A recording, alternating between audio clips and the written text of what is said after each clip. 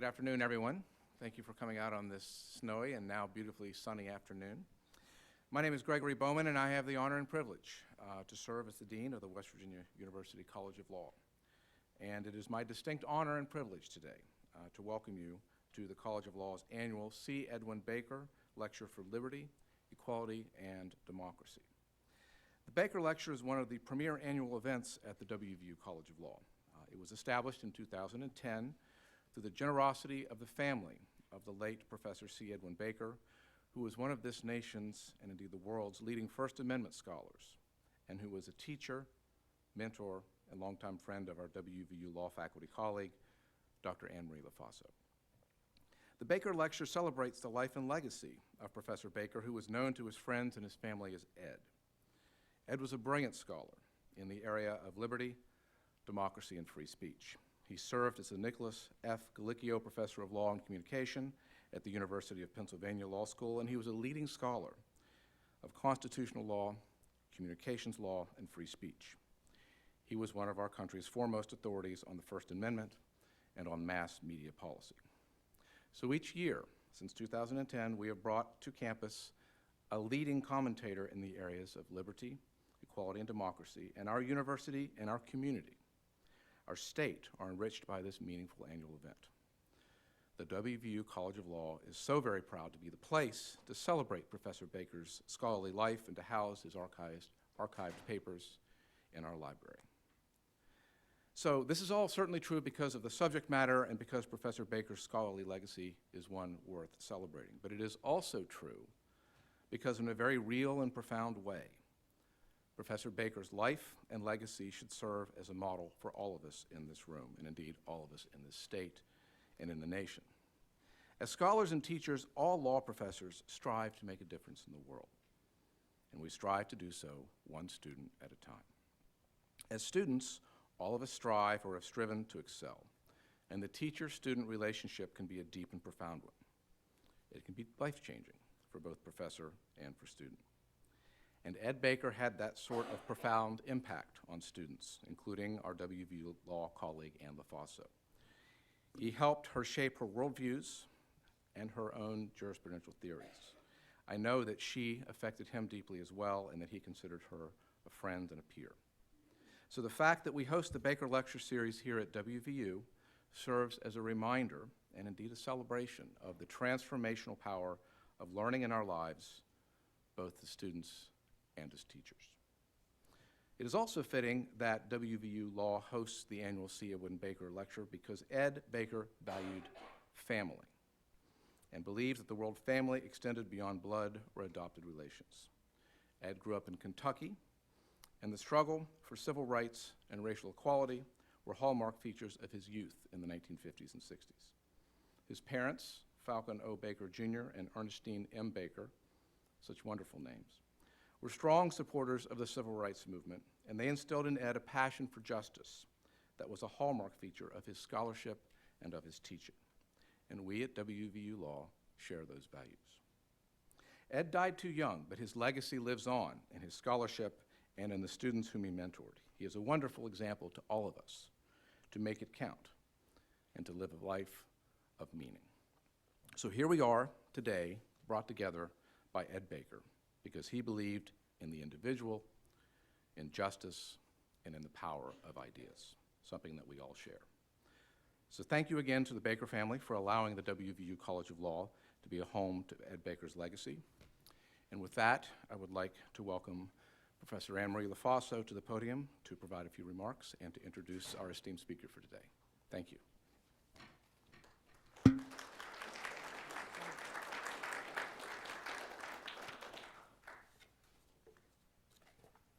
Hi, everyone. Welcome.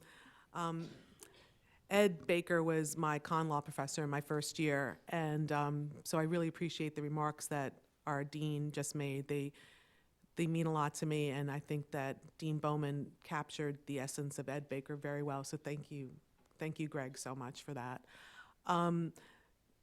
This is a very meaningful lecture for me, and I'm always involved with selecting the speaker because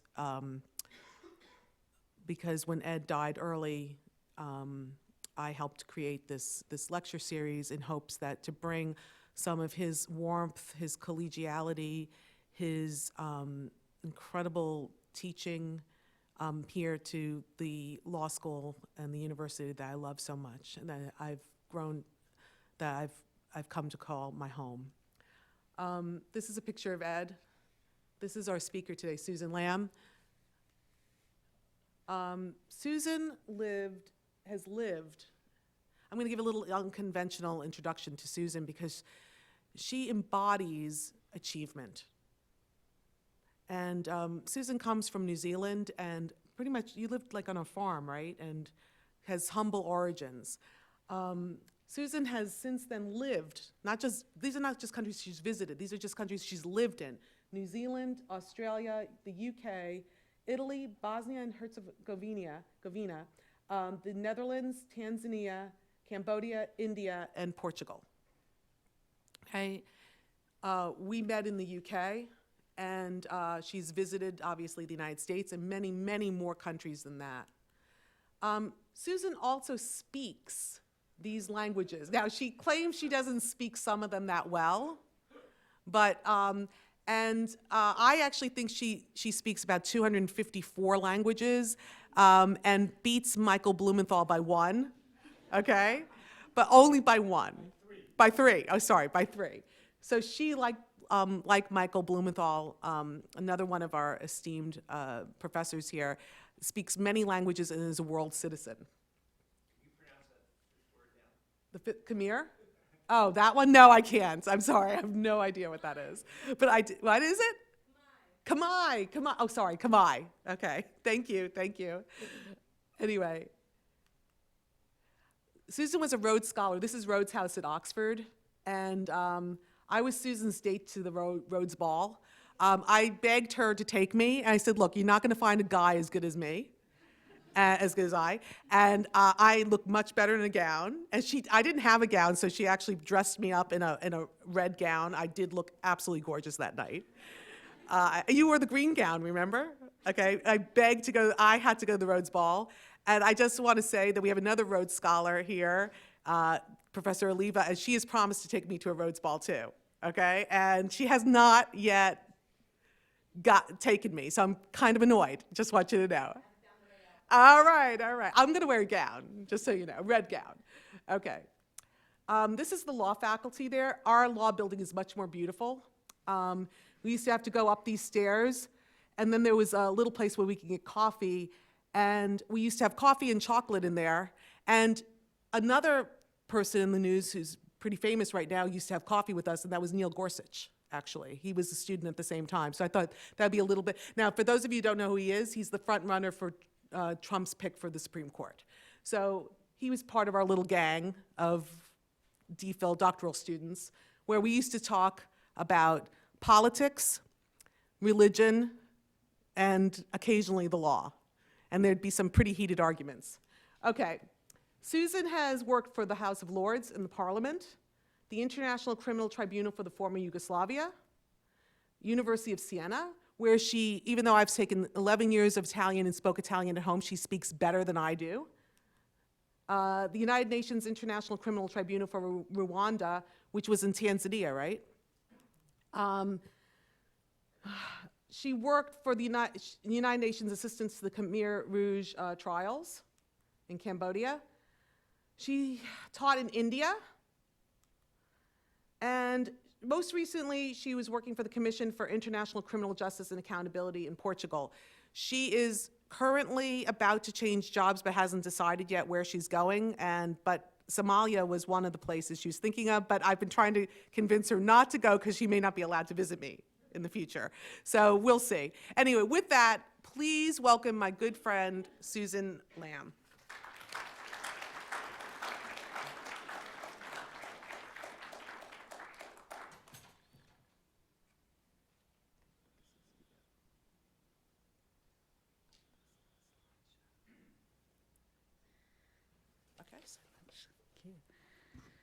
Good morning, everybody. Good afternoon, rather. And thank you very much for that kind and very nostalgic introduction.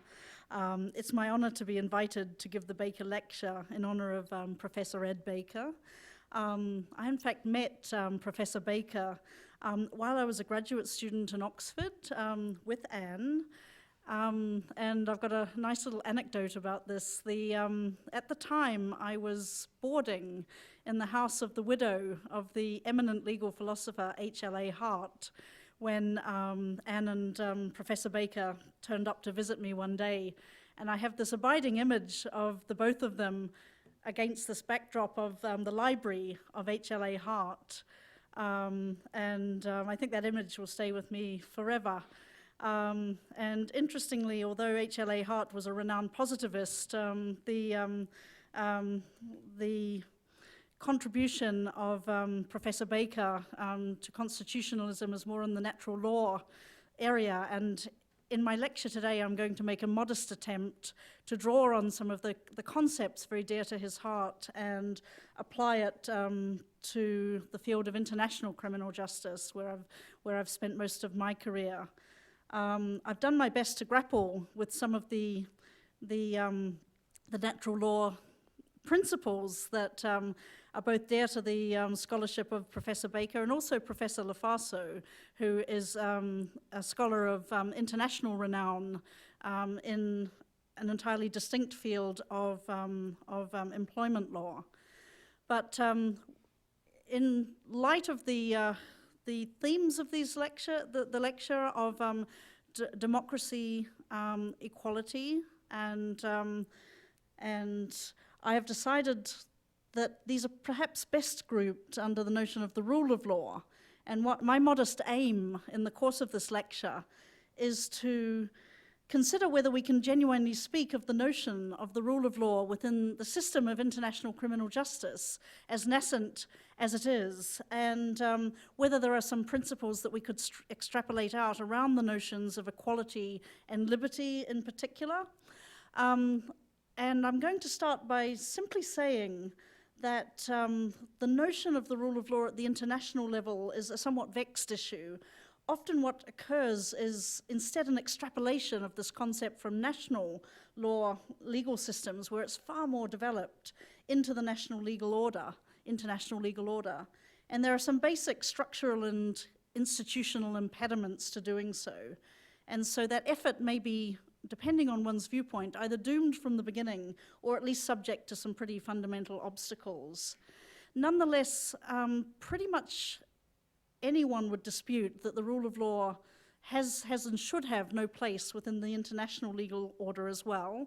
And indeed, the United Nations Secretary General himself has tried to distill this notion of the rule of law as a principle of governance in which all persons, institutions, and entities are accountable to laws which are publicly promulgated, equally enforced, and independently adjudicated. And some of these notions can be traced within the development of international criminal tribunals as well.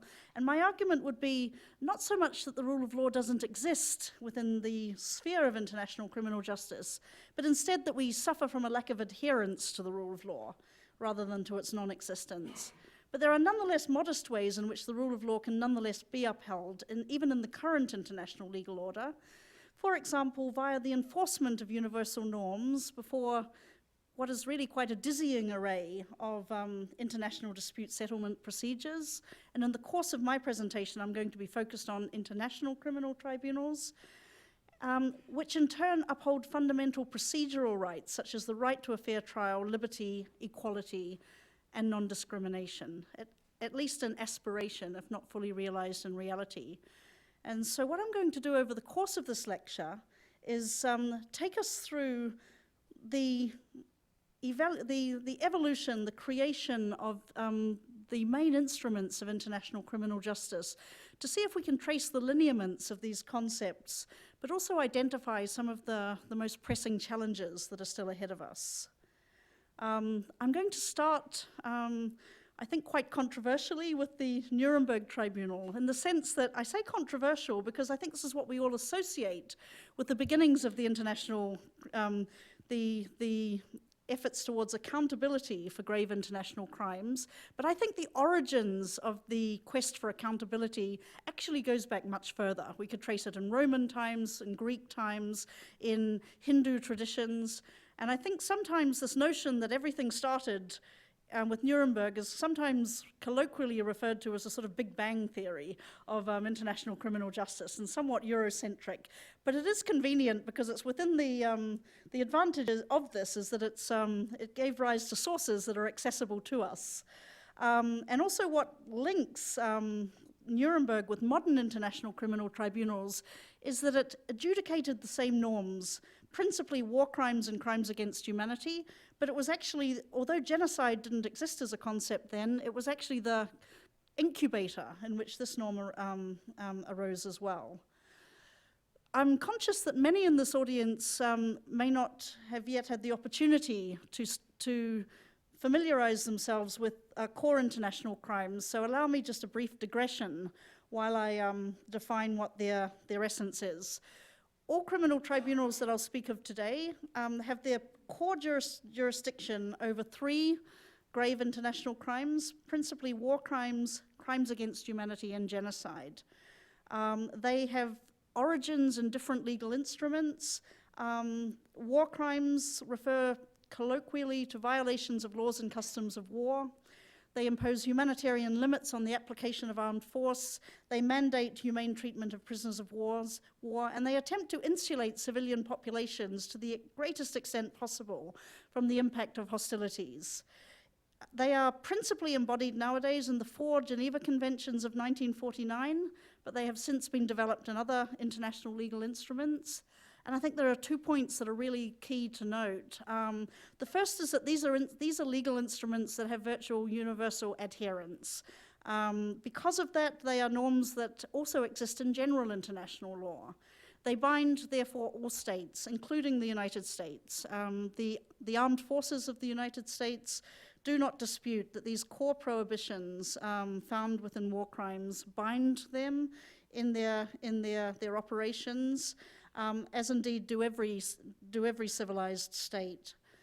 Crimes against humanity refers generally to the notion of a widespread or systematic attack against any civilian population. Crimes against humanity emerged somewhat more nebulously within customary international law, but has since been codified in numerous international legal instruments. Again, there is no serious scholar today that would dispute the applicability of this prohibition virtually to every state to every state. Finally, genocide refers to conduct intended to destroy in whole or in part ethnic, racial, or religious groups. That finds its genesis in the 1950 Genocide Convention, which has in turn since been replicated across virtually every international legal instrument. Genocide is considered not only to be a norm of general application, but is of a special category, a so-called jus cogens category, a norm that is that expresses norms that are so fundamental that one can never imagine a circumstance in which derogation from these norms are possible. And I'll pick up this theme a little bit later because I think this is an area where the current international legal system has been sorely found wanting. Now, it's very tempting to view grave international crimes as some nebulous abstract category that are really somewhat divorced from our everyday experience. But the point to note about them is that the underlying criminal conduct that these crimes express is prescribed also within virtually every civilized national legal system, such as murder, rape, and torture. There is really no fundamental distinction between the conduct of an individual liable for serious international crimes and his or her counterpart within national legal systems. Instead, what differentiates grave international crimes from their domestic counterparts are that they come into play, or these prescriptions of international criminal and humanitarian law are only activated, are only triggered when certain threshold conditions or background contextual considerations exist. And they differ in relation to all 3 offences, and I won't burden you with detail, but broadly, they refer to notions such as the presence or absence of an armed conflict, the background reality of an ongoing widespread or systematic attack against a civilian population, or conduct that is motivated by a very specific discriminatory intent against a clearly defined human group. Finally, all of these offences, although committed on a fairly broad stage, give rise to individual criminal responsibility as opposed to the responsibility of states. So hence, the tribunals that I'm going to look at are in many respects not distinct from a domestic criminal tribunal. They are at the end of the day in the business of obtaining fair trials, due process rights, and they are not in the least bit concerned with the responsibility of states. So, just very quickly, the Nuremberg and Tokyo tribunals were created in the aftermath, the immediate aftermath of the Second World War. And what's interesting to note is just prior to the establishment of both the Nuremberg and Tokyo tribunals, and once the outcome of the Second World War became apparent, the Allied powers met at Yalta to discuss what ought to be done with Nazi war criminals once the conflict ended. This is Churchill, Stalin, and Roosevelt, and they were far from united. Churchill favoured summary justice, simply the execution of any Nazi leaders that are captured, whereas Roosevelt favoured trial and justice and creating moral distinction between the Nazi crimes of the past and the present and the future and hopefully more just world order. Stalin was conflicted because he knew well that his own forces had committed atrocities against Polish troops, and this had, unfortunately, a very profound impact on the scope of application of the Nuremberg Tribunal. Article 6 of the IMT Charter established it, and you can see here that it limited its power to punishing persons acting in the interests of the European Axis countries. This led to the criticism of the Nuremberg Tribunal as victor's justice, but this tension between states wishing to, in some respects, give rise to give effect to the universality of these principles and the egregiousness of these crimes versus narrow national interests, and this has never disappeared entirely from international criminal justice.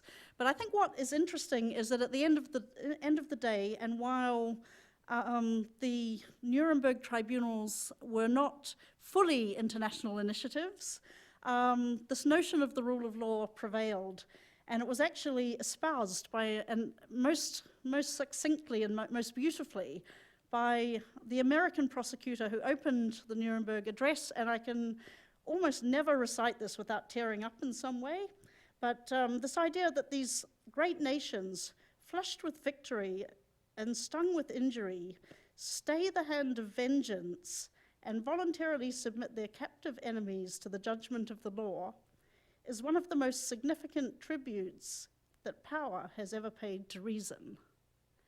And I think sort of few international criminal tribunals since then have approached the degree of majesty and beauty of that proposition, and it remains an objective that has animated all future efforts as well. So while limited in its internationality, so to speak, Nuremberg and Tokyo at the end of the day was an agreement between the victorious Allied powers. It demonstrated really meaningfully the feasibility of collaboration in order to address the most serious crimes known to humanity.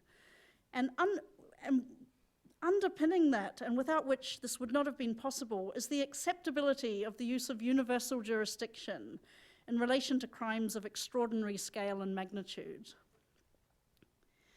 Then we have this hiatus of about 4 decades. The Cold War the Iron Curtain came down.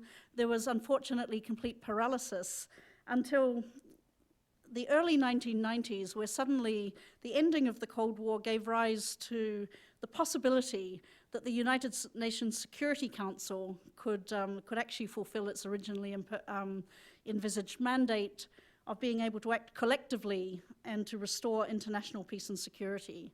And in 1992, 2 ad hoc tribunals were created by the United Nations Security Council, acting under its coercive powers under so-called Chapter 7 of the United Nations Charter. The International Criminal Tribunal for the former Yugoslavia had its seat in The Hague, and the International Criminal Tribunal for Rwanda had its seat in Rwanda, in Arusha, Tanzania. In the beginning, they arose from twin United Nations Security Council mandates. They originally shared a prosecutor and an appeals chamber and a virtually identical legal framework. But once the workload of both bodies increased, they diverged somewhat. The 2 tribunals were situated in Tanzania and The Hague respectively, because at the time of their creation, the conflict in the former Yugoslavia was still ongoing, and the genocide in the former in Rwanda had just ended, resulting in the complete material decimation of the country, including the annihilation of most of the Rwandan professional classes. And so it was deemed that the security and infrastructural environment was simply not up to the task of hosting international justice. Several features of the ad hoc tribunal stand out to me. The first is that they were established, the significance of their establishment as an enforcement measure under Chapter 7 of the United Nations Charter. This meant that by dint of their establishment as a coercive measure by the UN Security Council, the organs thereby created norms that were superior to those governing in any domestic legal system. Thus, a request to arrest or transfer an individual indicted by both tribunals could not be resisted by a nation-state on grounds of conflict with national laws, including constitutional provisions. This was controversial at the time, and it remains controversial, and I'm going to address this a bit further in a moment. And it was ultimately not a sustainable model for the international community, again for reasons which I'll mention. But it has one clear advantage, and perhaps it's one more apparent to me, having grappled at the coalface of this field for so many years. It's effective. It's clean. It gets to the point. It provides the possibility of expeditious justice. Without it, international criminal justice is mired in the vagaries of extradition and other state-to-state mechanisms of cooperation, which, despite its best efforts to ameliorate, the International Criminal Court has never fully succeeded in doing so. However, the point to note with these ad hocs is that they were never intended to be permanent features of the international legal landscape. They were established exclusively on the basis that the former Yugoslavia and Rwanda at that time lacked the capacity to try these crimes domestically. And it was realized that absent muscular Security Council intervention, the result of the Rwandan genocide and the conflict in the former Yugoslavia would be impunity for crimes of such a serious magnitude. However, as Rwanda and Yugoslavia gradually rebuilt, the conclusion became unavoidable that these territories were capable of sharing in that burden. And around 2000, the ad hoc tribunal's parent body, the Security Council, instructed both tribunals to come up with a strategy for winding down their operations, including by transferring cases back to the territory in the former Yugoslavia and articulating a coherent blueprint by which the tribunals could close.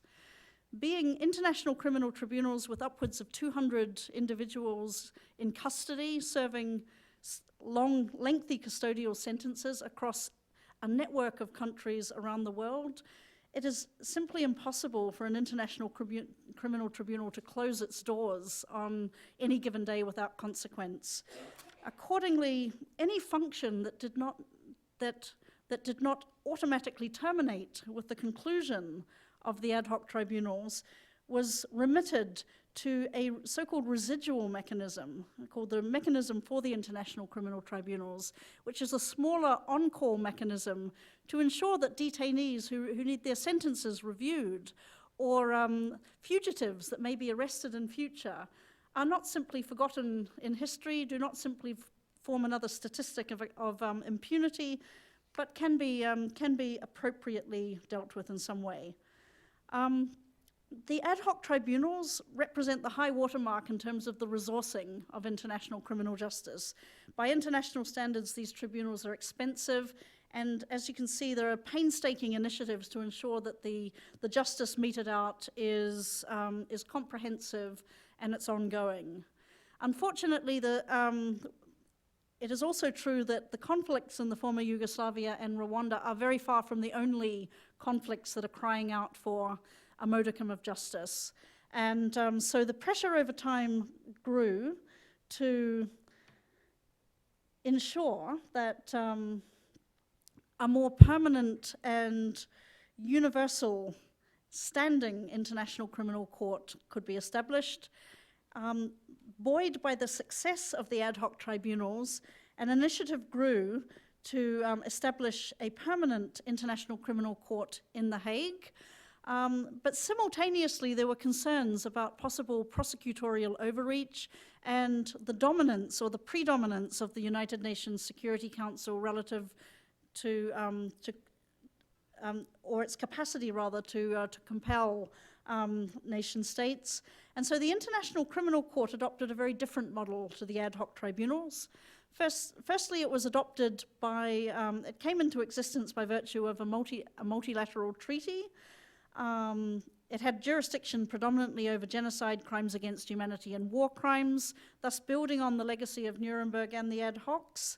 But rather than a coercive mechanism sort of underwritten by the Security Council, the ICC statute is predominantly an opt-in regime. It is a regime that applies only to states that voluntarily decide to join it, and the United States is sadly one of the powers that are conspicuously absent from the list of states parties of the International Criminal Court. That said, the United States legacy in this regard is somewhat schizophrenic. On many issues, the United States is actually a key supporter of international criminal justice, although for reasons which probably everyone in this room is better equipped than I to understand, I do understand that there are fairly insuperable political obstacles to joining the International Criminal Court, irrespective of what political party is in power. That said, the rationale that the United States has often used is that it's unnecessary in relation to the United States because it has a robust justice system that is itself capable of prosecuting these crimes. And indeed, where that is true, it is broadly congruent with the International Criminal Court regime, because another feature of this regime, and again something that differentiates it from the ad hocs, is that it is not ever designed to be the world's policeman. It is a court instead that, rather than this notion of predominance, is instead governed by the opposite principle of complementarity. It is instead sufficiently deferential to national jurisdictions. It is effectively a court of last resort. And indeed, no case is even admissible before the International Criminal Court under that principle where the territorial state is either willing or able to prosecute crimes of this magnitude itself. And there's really no doubt that the United States would have the capacity, if not the willingness, to prosecute crimes of this nature. The practice of the International Criminal Court demonstrates that the International Criminal Court's interpretation of that admissibility threshold of unwillingness or unavailability has been extremely low. It has been upheld in relation, for example, to the transitional government in Libya, which by any measure is a chaotic regime, which lacks many of the hallmarks of due process and capacity, but nonetheless has stated a very strong willingness to try the Gaddafi regime on its own. And in the light of that, the International Criminal Court has been therefore reluctant to trigger its own jurisdiction, because it recognizes that given this regime, that some tolerance for states that have been enfeebled by armed conflict is necessary.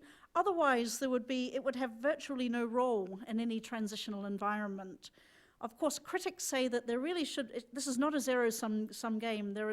It's not a race to the bottom. There should be some norms that are so fundamental procedurally that the notion of unwillingness or inability must in substance be upheld. A third variant, which I'll touch on briefly, are so-called hybrid courts. So we've seen sort of from this very, very brief overview that the ad hoc tribunals are criticized for their cost, for their remoteness from victims to the conflict, and the International Criminal Court, despite its aspirations to universality, have not in practice been able to adjudicate every deserving instance.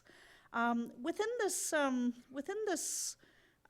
gap, there have emerged a notion of hybrid courts, which are basically partnerships between the international community and national systems. And the main examples are the extraordinary chambers in the courts of Cambodia, the Special Court for Sierra Leone, Special Tribunal for Lebanon, and the Bosnian War Crimes Chambers. And the principal virtues attributed to the hybrid model is that they are firstly meant to be cheaper. They are meant to facilitate more sort of effective and genuine skills transfer from international communities to local justice actors, and it gives far greater immediacy and access to local survivor populations. Yet hybrid courts have their downsides. It is no accident that grave international crimes such as genocide, crimes against humanity, etc., occur in countries like Cambodia, where there is weak adherence to the rule of law to start with, where there is endemic poverty, where there is widespread corruption. Simply transplanting a number of international personnel, such as myself, into that environment and creating a court from scratch is not a miracle cure. It takes decades to build that type of relationship.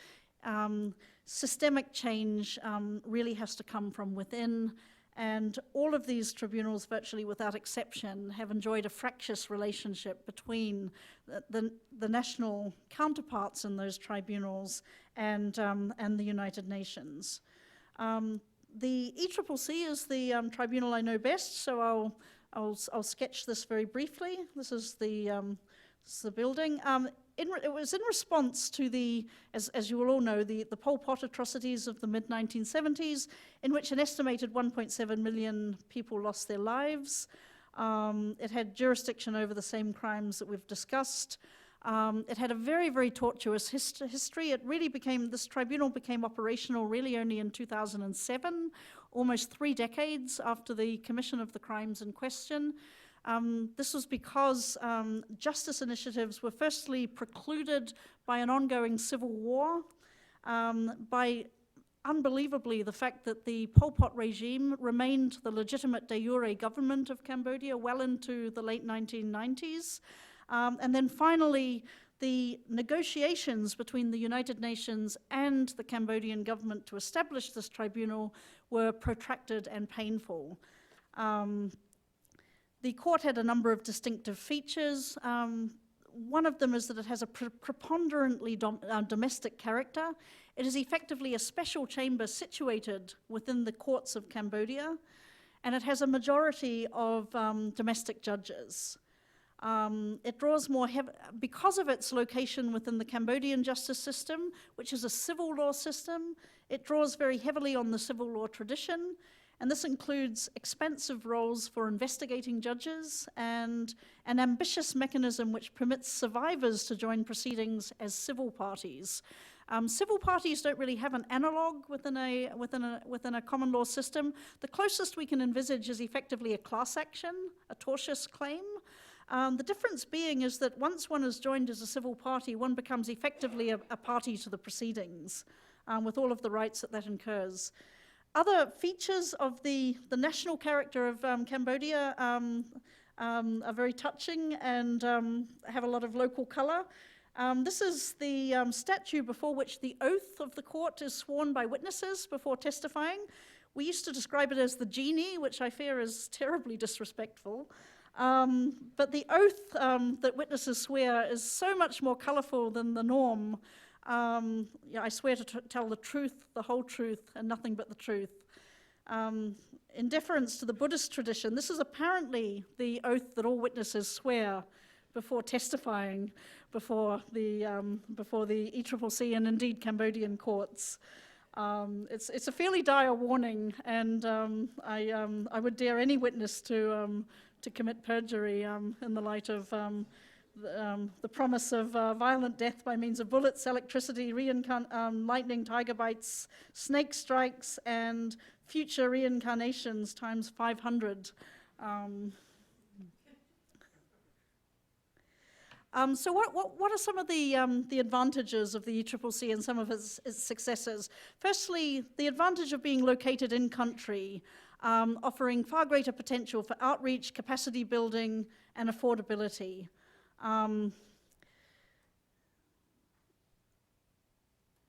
Some of its challenges, however, a divided court, a court of two halves, a court of a Cambodian counterpart and an international counterpart, effectively a duplicated court at every level. Legal uncertainty due to the age of the crimes, the indeterminacy of the Cambodian legal framework. One feature of the Khmer Rouge regime was the destruction of all official documents. We clearly had to determine individual criminal responsibility before the ECCC in relation to the laws governing at the time. It proved to be impossible to locate an authentic copy of the 1956 Cambodian Criminal Code.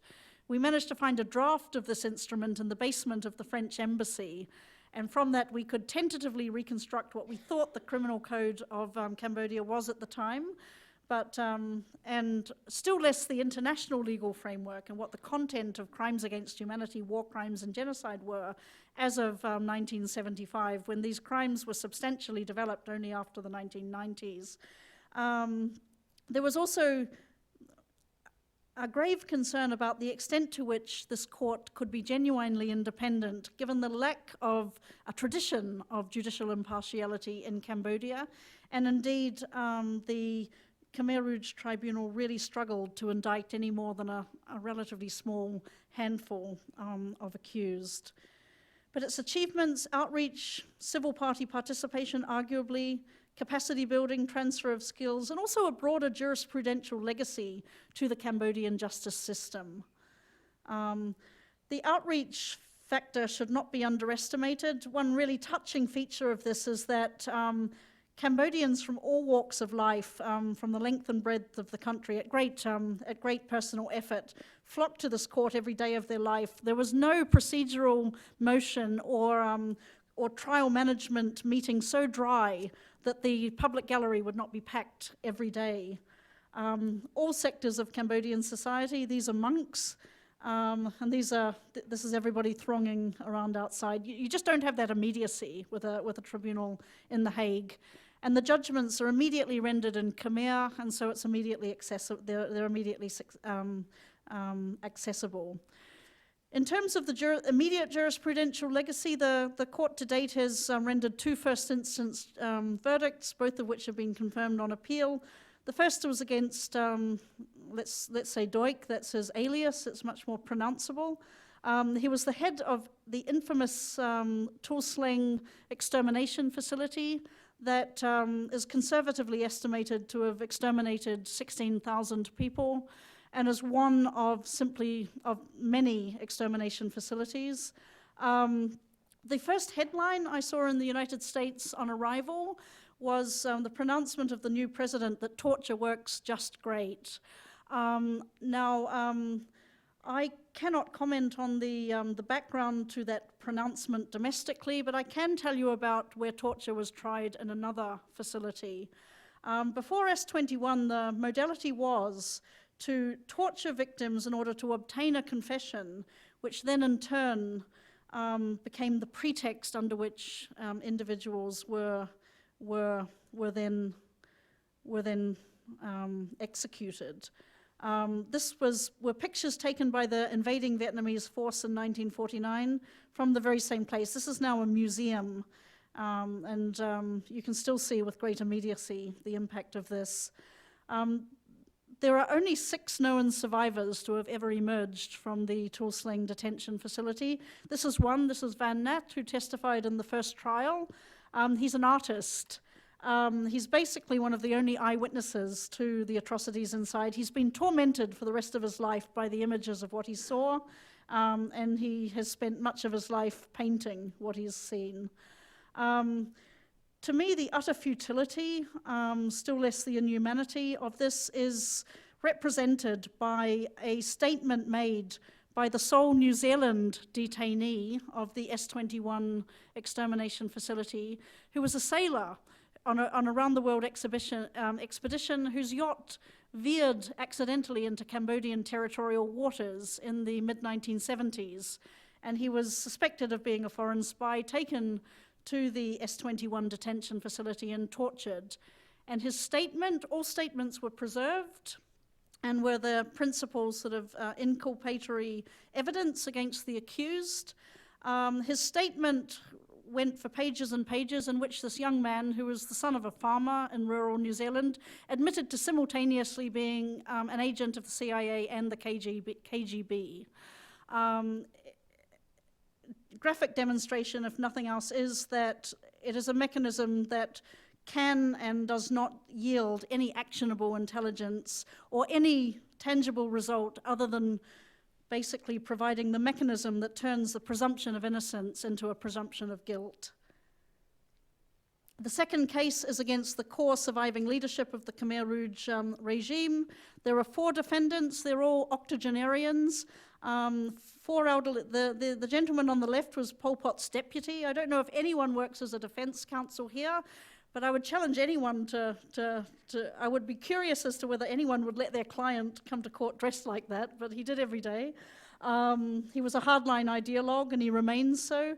The gentleman on the left has since passed away. His wife, Yeng Tirit, was held to be incapacitated due to the effects of Alzheimer's and was deemed unfit to stand trial. It was massively challenging to deal with due to the utter inadequacy of the mental health facilities in Cambodia. But these 2 remain, and the second phase of the trial has just concluded.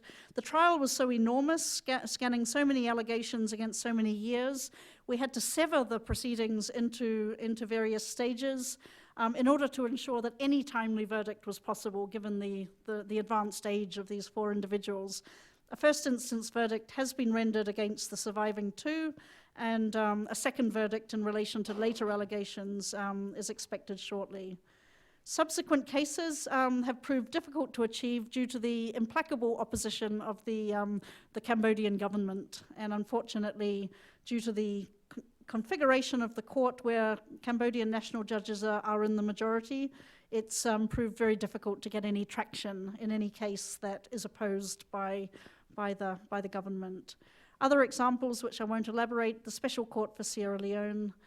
And so I'm just going to conclude here because I would really like to have some discussion and to take questions.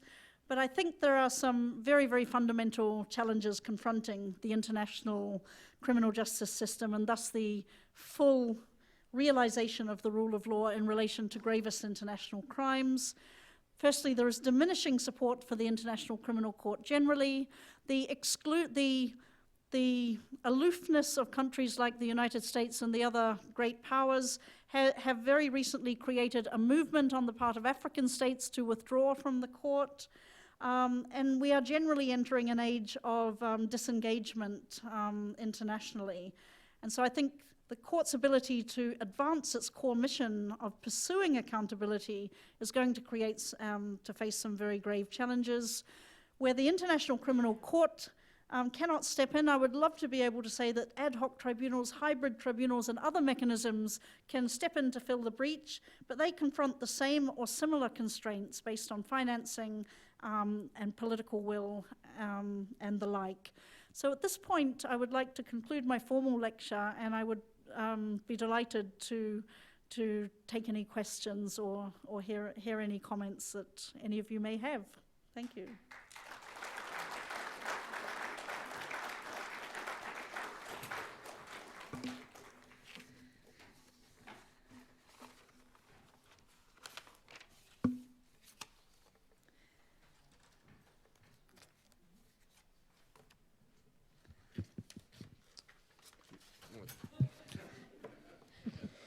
I hope you can hear me. Ms. Lam, thank you for speaking so eloquently on the international criminal justice and its pros and cons in a way. Going off of a kind of a conversation we had on Friday at lunch, can you kind of explain, you didn't really touch on this in your lecture, but how evidence is kind of brought in and collected? And going along that, the kind of beginning of the conversation we had was how the influx of all these NGOs that are popping up all over the world it's a double-edged sword, that it helps, but it also hurts with the collection, and then does that create a fair trial? And this is something that we're trying to battle. Absolutely. Well, the modalities for the gathering of evidence that support international criminal tribunals depends very much on the type of international criminal tribunal we're speaking of. The ad hoc tribunals, with this enormous advantage of their Chapter 7 backing through the United Nations Security Council, were able to forge cooperative alliances with peacekeeping forces in the field in the former Yugoslavia, and to a lesser extent Rwanda, and to convince peacekeepers that they had the ability, through the delegated mandate of the tribunal, to arrest people on our behalf. We would often utilize peacekeepers as security in the field and simply go to the former Yugoslavia itself and say, we're sorry, Mr. Milosevic, we will be requiring your national archives for our own purposes, and we simply went in and got it. We had the ability to do so due to the security provided by peacekeeping forces at the time. In retrospect, that represents a golden age of enforceability that's never been replicated since. In Cambodia, as I've hinted, with this dual system whereby everything has to be done in tandem with our local counterparts, we can only collect evidence to the extent we're permitted to. We're in their territory and we're utterly vulnerable, so even if they could let our tires down every day of their life if they wanted to, there's all myriad ways that they could prevent that. That said, through very, very patient efforts, and largely through the efforts of NGOs, which over the 30-year hiatus between the end of the Khmer Rouge regime and the establishment of the ECCC, patiently documented crimes and collected evidence, and then turned that evidence wholesale over to the ECCC, that in combination with witness testimony was sufficient to conduct fair trials. We did, however, face stringent defense objections to the fairness of trials due to the fact that certain government officials in Cambodia refused to answer summons to testify before the ECCC. But my own personal view, as reflected in the trial chamber judgment, is that while that is regrettable, it didn't contaminate the overall fairness of the proceedings. So yes, collection of evidence can be a difficulty. With the International Criminal Court, it's entirely dependent on that network of agreements between states parties and the International Criminal Court, and the quality or otherwise of the implementing legislation that each state has. Some states are more cooperative than others. Unfortunately, one tends to find that the states that are already on the side of the angels have the best implementing legislation imaginable, and the states where most of the crimes are committed either are not states parties at all, or create conditions in which it's very difficult to operate. And then the fourth layer is that there are some situations which are just completely beyond the pale of any international judicial institution at all. The most stark example of this in modern times is Syria, where the Security Council is utterly deadlocked. There is complete tribunal fatigue around the world, no money to fund these institutions, and no consensus as to how to tackle the aftermath of, or not even the aftermath, the consequence of the Syrian crisis at all. Within that gap, a handful of individuals such as myself, with the benefit of experience before so many international criminal tribunals, have spearheaded initiatives to ensure that evidence can be preserved from the Syrian conflict to the extent possible. There are many different models for that. The CIJA, for whom I worked until very recently, adopted the model of training personnel within Syria in the best techniques of evidence collection and enabling where it was possible for our people working on our behalf in Syria to cross the border. We would take this material generally from the Syrian border, take it back to Europe, preserve it, log it, translate it, and analyze it. We had fantastic early successes in relation to regime crimes, principally because Assad is a very old-fashioned war criminal. He documents everything in triplicate, and as the course of the conflict sort of and everything is centralized, so material collected in the regions is basically a duplicate of material disseminated everywhere. So we got this amazing cache of contemporaneously generated Syrian regime documents, which we've been able to remove from Syria, protect and preserve for the benefit of future trials. There is no organization more depressed at the moment than my former organization, because the strategic direction of the conflict is utterly altered overnight, and it now looks as if Assad is going to win the war. So that accountability is probably going to be shelved for quite some time. And investigations, of course, into IS and other regime sort of perpetrators are also ongoing. But while their crimes are very visible and very obvious and relatively easy to document, the command structures and the communication structures, which are the key to international criminal trials, is very, very opaque. This is not an old-fashioned dictatorship. This is a very modern, tech-savvy and fluid and secretive organization. So these are the challenges. We are one of many NGOs operating in the field. The problem with that is, well, first there is a sort of gift and a downside to that. The gift of that is that there are many, many more individuals than previously motivated and competent to assist in accountability efforts than previously. The downside of that, of course, is the flip side, is that there is no coordination of these efforts, likely duplication of efforts, and perhaps more worryingly, the risk of re-traumatization of already vulnerable individuals. One thing that's very key to this is witness protection, obviously. The international criminal tribunals have some limited ability to ensure that, because they have robust witness protection programs, and which can include the ability to relocate witnesses on occasion. A simple NGO operating in Syria simply cannot do that. At most, we can say, look, we can advocate on your behalf to national authorities in support of your immigration or asylum claim, but we're an NGO. We have no sway over donor governments. Even witnesses that are in the diaspora, there is a sort of delicate ethical question as to whether it's appropriate to continuously re-interview these individuals where there is no meaningful or immediate prospect of an international criminal trial, or indeed any criminal trial.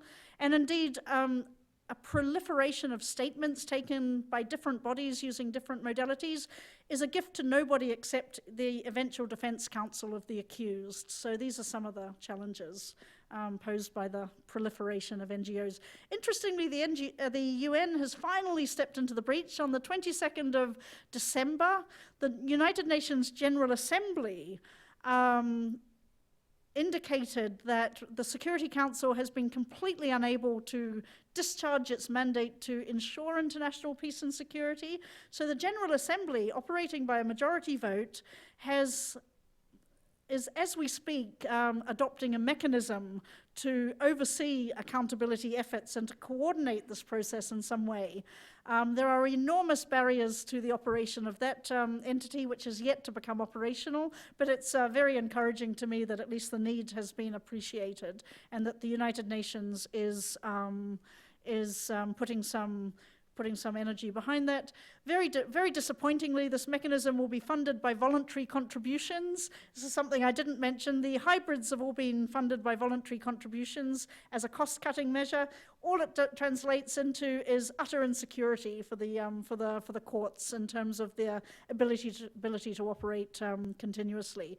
So that's less good news. But hopefully, there's a tiny glimmer of hope on the horizon for Syrian accountability measures. Thanks to the 22nd of December GA resolution.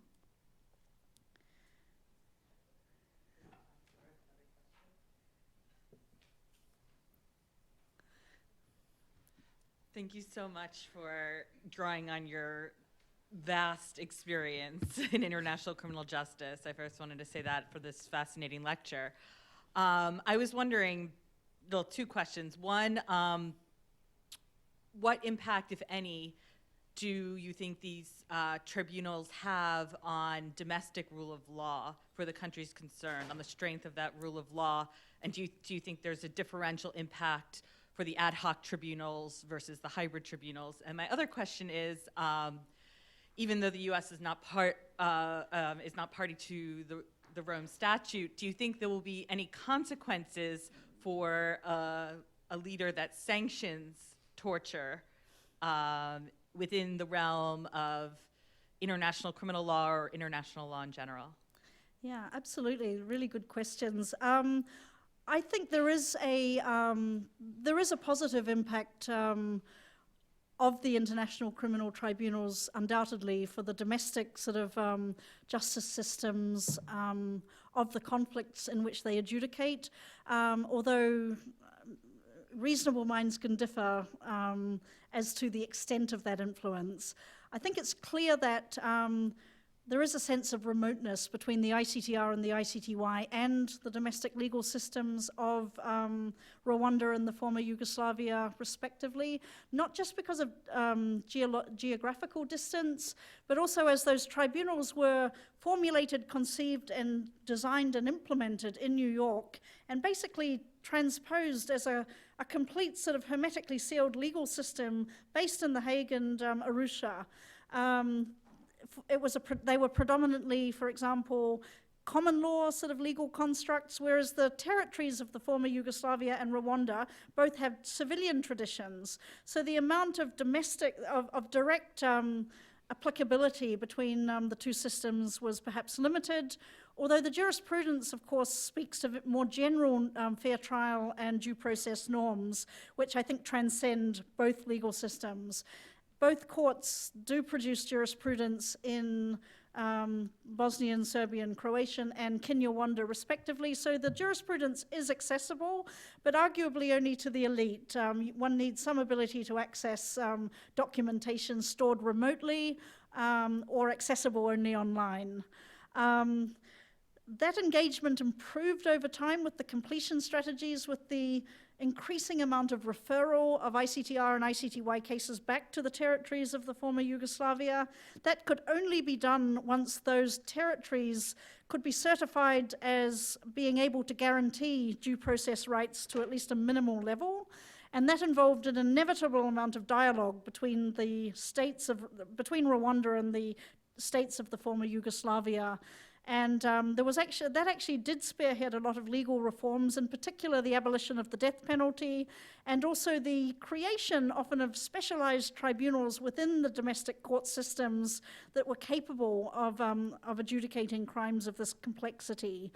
In Cambodia, the impact is more immediate.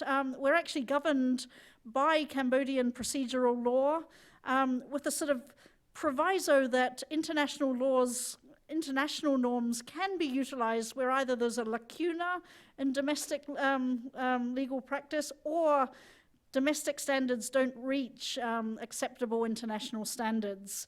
And usually the difficulty with Cambodian law was was usually not its law as such. It was defectively implemented and it was often patchy, but very seldom did we come across Cambodian laws that were wholesale inappropriate. There were massive issues with the temporality issue, that many statutes of limitations were very, very troubling in relation to applicable national crimes. But in general, the legal framework, to the extent we could determine it, was fine. But certainly domestic judicial practice was certainly found wanting in a number of aspects, and we have a number of decisions that were bequeathed directly to Cambodia due to the ECCC that addresses things like judicial independence. For example, the trial chamber had the happy task of determining a preliminary objection at the opening of the trial of Pol Pot's surviving leadership, alleging that the president of our own trial chamber took bribes 20 years ago.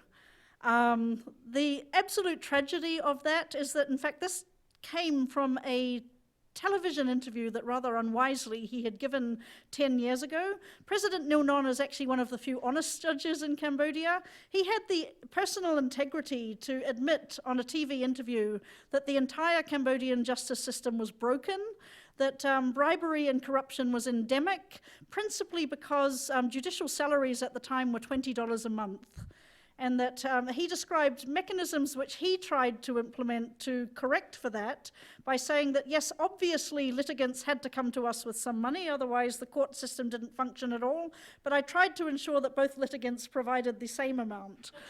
And, I mean, you know, in a way, he was the one putting his head up above the parapet to say, our system is broken, it's rotten, corruption is endemic. It wasn't synonymous with him being personally corrupt, I don't think, and it was 20 years ago, and he had not put a foot wrong in the criminal trial. The second allegation was that all of these judges were victims of the Khmer Rouge themselves. How could they possibly be impartial? So in the decision, we actually did say that we dealt with them along the lines that my response has probably enabled you to predict, while saying that it's deplorable that the Cambodian justice system has these defects and it absolutely has to be remedied. We were able in some cases to make fairly sort of trenchant criticisms of government ministers who refused to respond to summonses and things like that. We were able to pronounce acceptable international standards for the treatment of the mentally ill, which did not exist in Cambodia at all.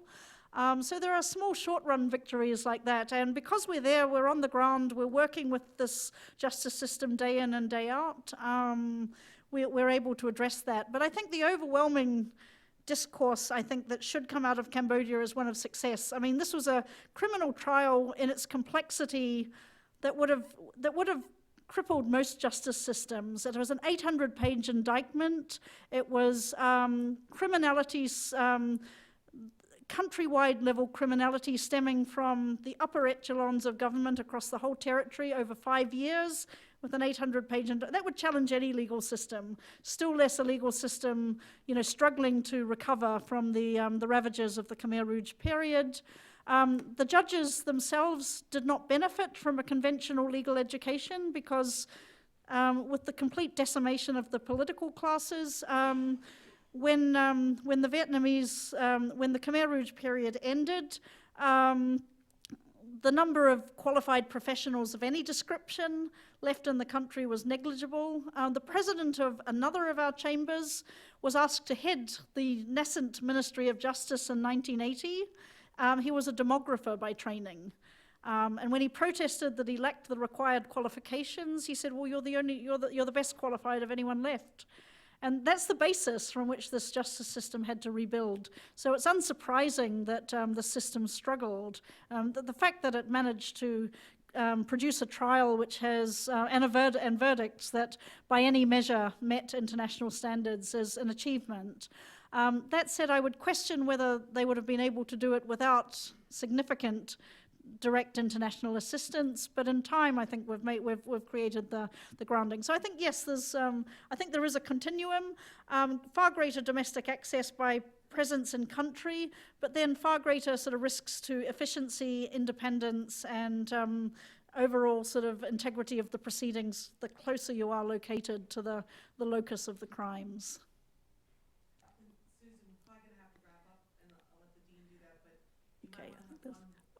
there's one more here. Oh. Oh, the torture, yes. There is, yes, I mean, the thing is that this norm of torture doesn't disappear as an international norm just because a leader of any country, kind of challenges its effectiveness. The United States is bound by the Torture Convention, and the reality is that I didn't look at this, but the norms for complicity in international crimes are very, very low, and there is such a crime of incitement as well. And I think I really hope your president gets some far better legal advice than he's got to date, because he is risking international criminal accountability if this path is continued. Yeah. Let's have another round of applause and thanks. Thank you very much. Thank you. We've been recording this. This will be archived in our law library in perpetuity. Thank you all very much for coming. Have a good day. The sign up.